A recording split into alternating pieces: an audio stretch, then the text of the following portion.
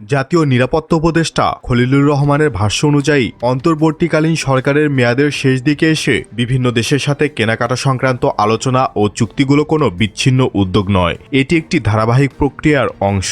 দায়িত্ব নেওয়ার পর থেকে সামরিক বাহিনীর সক্ষমতা বাড়ানোর মতো কাজগুলো হাতে নেয় অন্তর্বর্তী সরকার। অন্তর্বর্তী সরকার বাংলাদেশের সামরিক সক্ষমতা বাড়ানোর জন্য যথেষ্ট কেনাকাটা করার জন্য আলোচনা চালিয়েছে এবং শেষ পর্যন্ত বাংলাদেশের জন্য সবথেকে জরুরি সমরাস্ত্র ক্রয়ের দ্বারপ্রান্তে দাঁড়িয়ে আছে।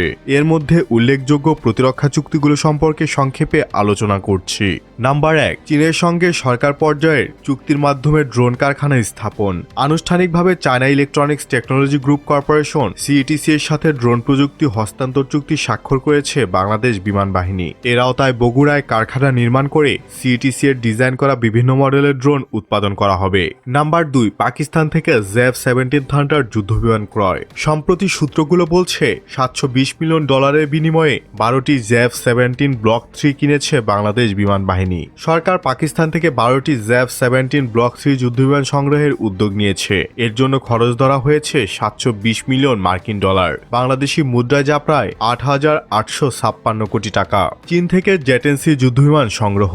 বাংলাদেশের সংবাদ মাধ্যমগুলোর খবর অনুসারে বাংলাদেশ বিমান বাহিনীর জন্য চীন থেকে $2.2 বিলিয়ন বা 27,060 কোটি টাকার বিনিময়ে 20টি জেটেন্সি যুদ্ধবিমান ক্রয়ের চুক্তি চূড়ান্ত করেছে বাংলাদেশ। পেন্টাগনের একটি স্ক্রিপ্ট অনুযায়ী বাংলাদেশ জেটেন্সি ক্রয়ের ব্যাপারে প্রক্রিয়াধীন রয়েছে।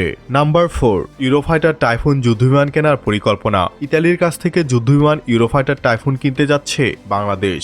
এর অংশ হিসাবে ইতালির প্রতিরক্ষা সরঞ্জাম নির্মাতা প্রতিষ্ঠান লিওনার্দো এসপি এর সঙ্গে প্রাথমিক একটি চুক্তি স্বাক্ষর করেছে বাংলাদেশ বিমান বাহিনী। প্রাথমিকভাবে 10টি ইউরোফাইটার টাইফুন যুদ্ধবিমান ক্রয় করা হবে। নাম্বার 5, দক্ষিণ কোরিয়া থেকে সাবমেরিন সংগ্রহ।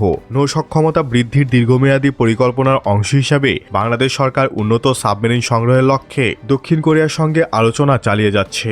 গত বছরের নভেম্বরে ঢাকায় দক্ষিণ কোরিয়া দূতাবাস আয়োজিত এক সেমিনারে প্রথমবারের মতো এ আগ্রহের বিষয়টি প্রকাশ্যে আসে। সূত্র অনুযায়ী দক্ষিণ কোরিয়ার তৈরি চ্যাংবোগো ক্লাস সাবমেরিন কিনতে চাচ্ছে বাংলাদেশ নৌবাহিনী।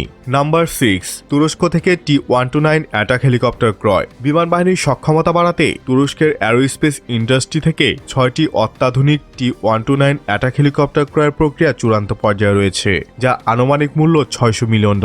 নাম্বার 7, যুক্তরাষ্ট্র থেকে ব্ল্যাক হক মাল্টিরোল হেলিকপ্টার ক্রয়। বাংলাদেশ সেনাবাহিনীর জন্য 4টি UH-60L ব্ল্যাক হক মাল্টিপারপাস হেলিকপ্টার ক্রয়ের ডিল 2026-এর মধ্যেই সম্পন্ন হওয়ার কথা রয়েছে।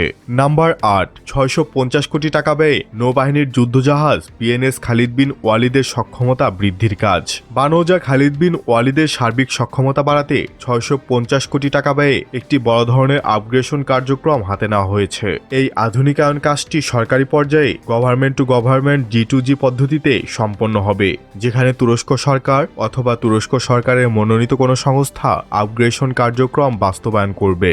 নাম্বার 9, বাংলাদেশ সেনাবাহিনীর অ্যান্টি ট্যাঙ্ক ক্যাপাসিটি বাড়ানোর জন্য অত্যাধুনিক জ্যাভেলিন সহ বিভিন্ন দেশ থেকে ট্যাঙ্ক বিধ্বংসী মিসাইল ক্রয় করা হচ্ছে।